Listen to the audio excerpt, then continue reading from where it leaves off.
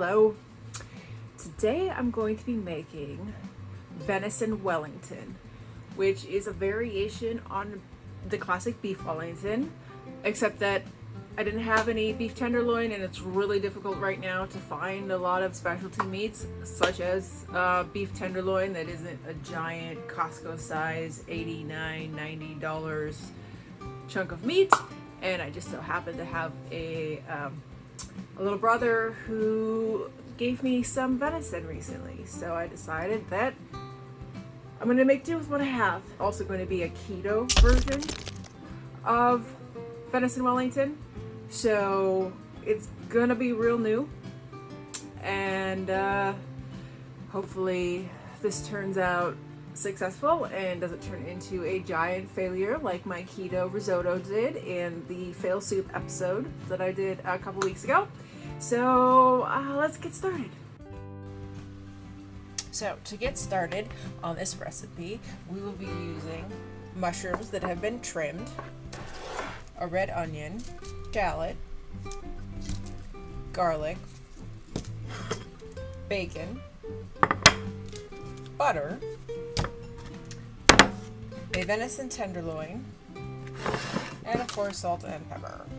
So traditionally, a beef Wellington is a piece of beef tenderloin wrapped in a duxelle, which is a mixture of mushrooms, shallots, garlic, onions, and parsley. And then around that it is wrapped a piece of Parma ham, and then around that is a pate. Now I could be inverting the duxelle and the pate. I'm not sure, and there are a lot of different recipes online, so there are some variations. Now to make this keto today, I'm going to be replacing the ham with bacon, which will be mixing with the duxelle, and then I'm skipping the pate because I'm not making pate. That's ridiculous.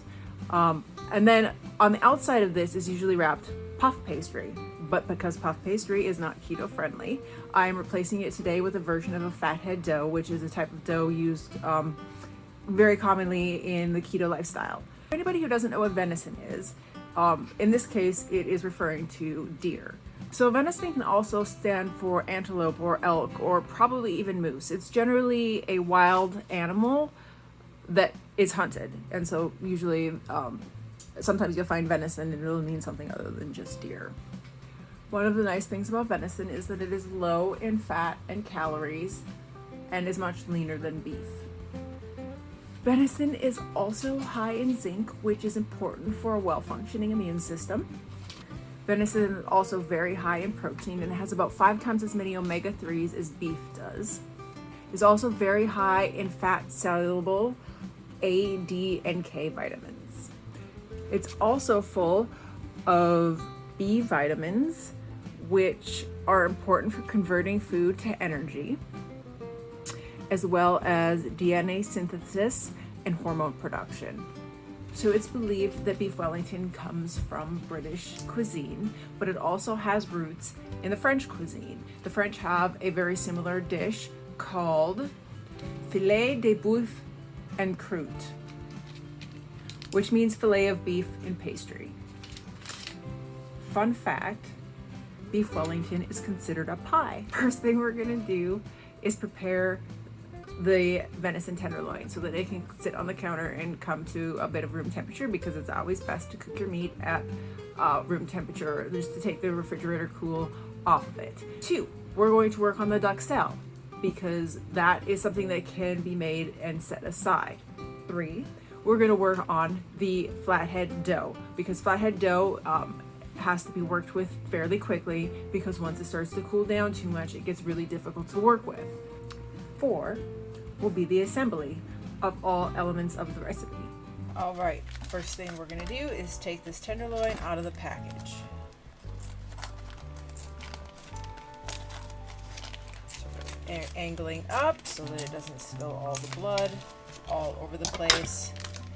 And then we're just going to remove it and lay it on paper towels. My family hunts in the fall, and so every fall I am lucky enough to get usually some cuts of venison In the past, I have actually posted a video on my old YouTube channel of me dressing out a deer in my mother's garage.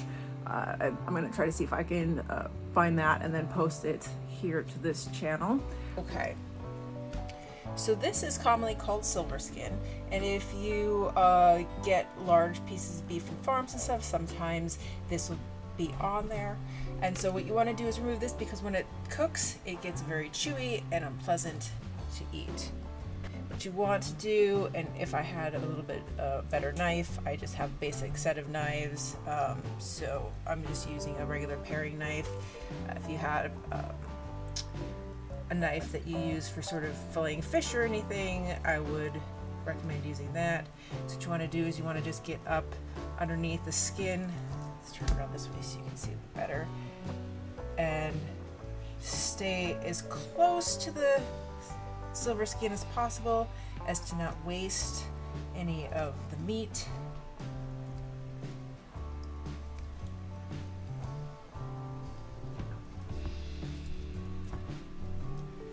And now you can see underneath there is this beautiful, beautiful, just beautiful meat.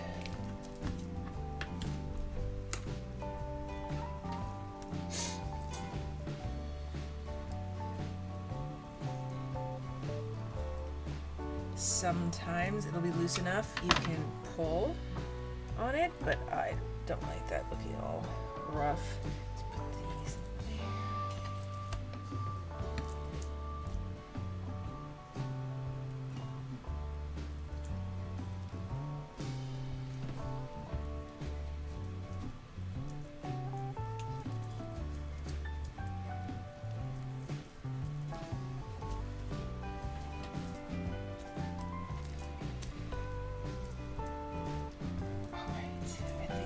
Probably just take off this little bit of hangy meat right here, because you'll notice on the inside, and one of the things you'll notice if you ever work with venison is that there are a lot of small muscle groups within a deer, and so it can be really daunting to try to remove all the silver skin, because there will be silver skin which in between every single muscle group.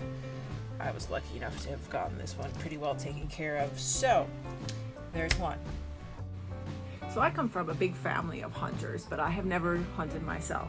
I have taken gun training, and I could do it if I had to, but I'd prefer just to be on the other end of the deer, where I strip the skin off and cut it into parts. I grew up butchering all sorts of animals: chickens, goats, sheep, pigs, so I'm fairly used to working with dead animals.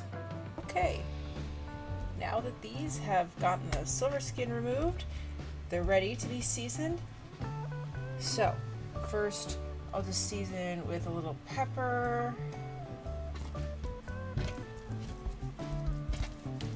on either side, not too much, you don't want it to be overwhelming, and then just take a little salt and salt it. That's a little bit much, let's sort of massage it in, and then we will let this rest. And now we're going to work on the duxelle.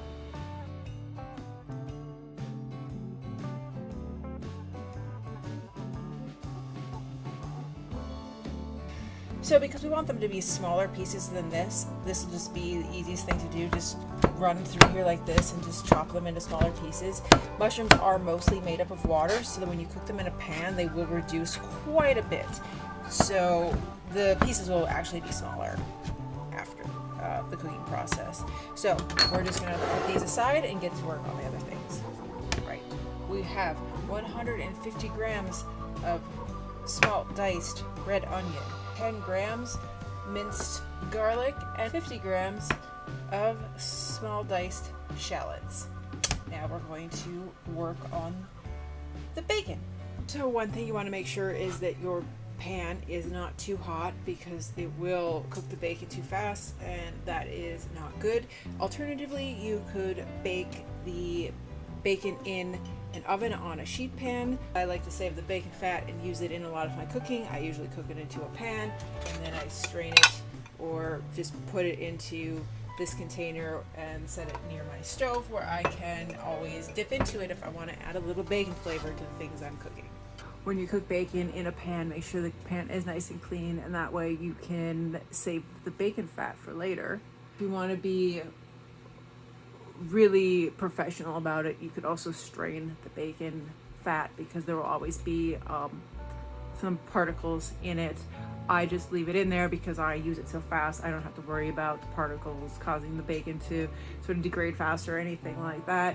But if you just want to have some on hand, I would suggest straining it and putting it into a glass jar and putting it into your refrigerator and holding it there. So when you cook your bacon, you want to make sure that you have a plate set aside with some paper towels on it so that you can adequately drain the fat from the bacon. I know some people like their bacon extra crispy and some people like theirs wiggly. That's how I like it. But if you're doing this recipe, I would suggest doing somewhere between really crispy and wiggly because it will continue to cook when it's part of the entire dish. Okay, we will start with the onions.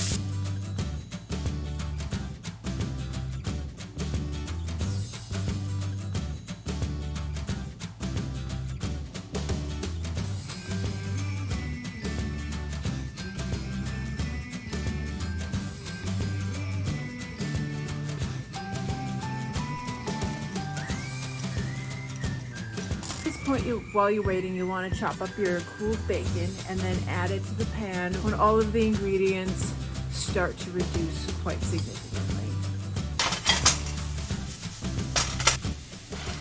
Now what you want to do is just put this into a container where you'll set it on the counter to cool a little while, and once it's cooled off for an hour or so, you could put it in the fridge and save it for later.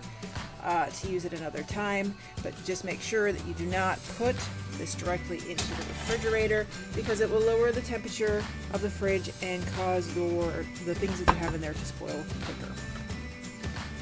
For this step, you're going to want parchment paper or wax paper and a rolling pin. Now we're going to work on the dough portion, which is going to be replacing the puff pastry. So we're going to start with mozzarella, cream cheese, eggs, baking powder, almond flour, coconut flour, and white wine vinegar. So now you want to put the dry ingredients together. 2 tablespoons of coconut flour and 1 teaspoon of baking powder. So this dough is a little bit weird in that there's no flour in it, not real flour anyway, and the base of it is made with 2 ounces of cream cheese. So once you measure the 1 cup of cheese, you'll want to put this in the microwave and heat it at 20-second intervals. So this is after about 25 seconds in my microwave. I would suggest doing about 20 seconds more. And so now you see this is sort of the texture you want. You want to mix that really well before it starts to cool. I'm going to add 1 egg to wet mixture, and this is where it gets a little funky. You could also use a whisk for this if you want. You know what? I'm going to switch to a whisk.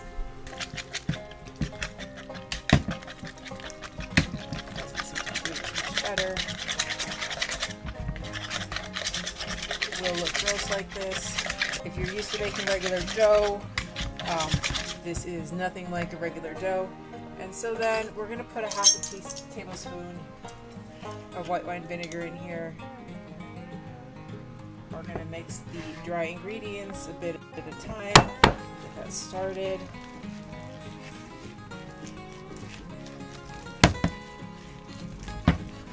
See, it's pulling together, becoming dough-like. I suggest using a small amount of avocado or olive oil because now you want to mix it in, and this will prevent it from sticking horribly to your fingers. So just roll it around in here. Okay, pick up all the debris. You see now you have something that resembles dough, also sort of resembles a pie crust, if you will. And then we're just gonna let that set for a second while we clean up and prepare to roll this out. All right, roll out a chunk of parchment paper, or you could also use a silicone base if you want. Make sure that it is as wide as, I guess, your longest piece of meat. And then we're going to just roll this out between 2 pieces of parchment.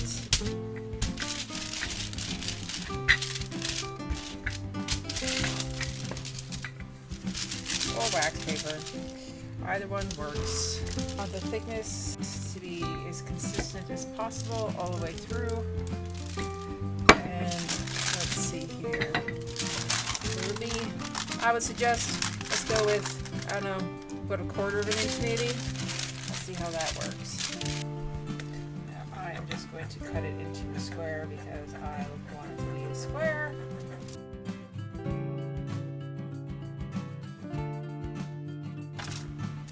All right. I think I'm gonna go for the longer, thicker piece. Now what we want to do is take some of that duxelle, and I would say probably don't put it all the way to the edge. Any duxelle that you have left over, you can use to make stuffing, or you can also use to make some sauces. It's pretty versatile. You could also put it into a quiche or into casserole, any number of applications where you want to put some onions and garlic would be great.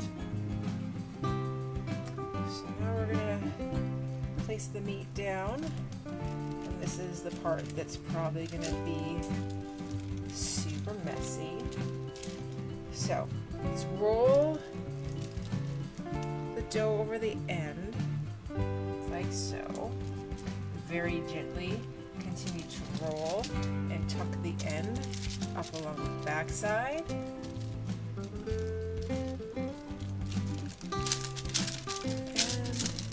looks like I measured pretty well. That looks awesome.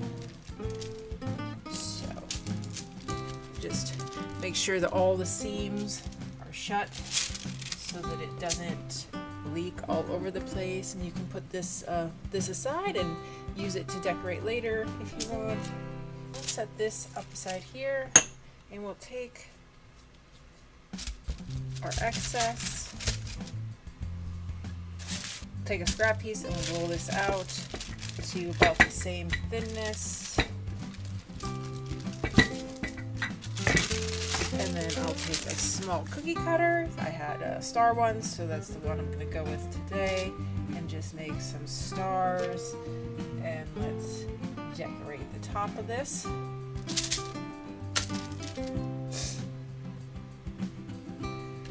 then one more.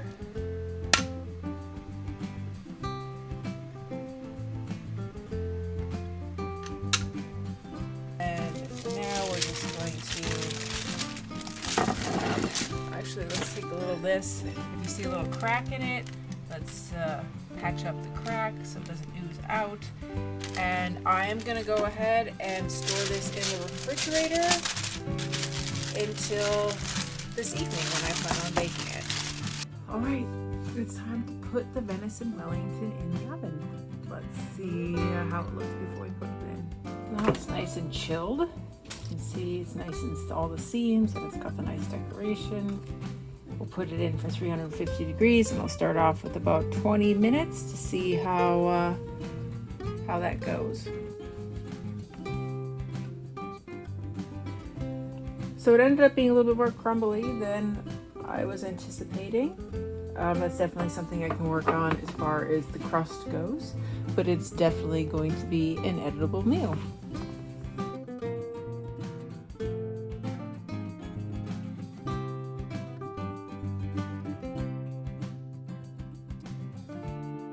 Thank you for watching my video. I hope you found it interesting. Please like, share, and subscribe so that you can find out when I post my next videos.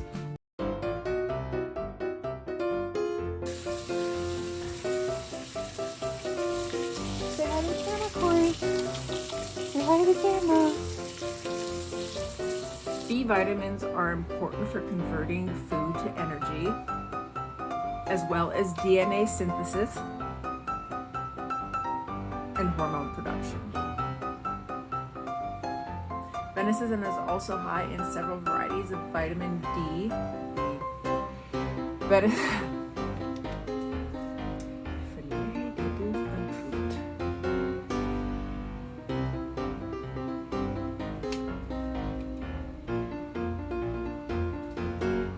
First thing we're going to do is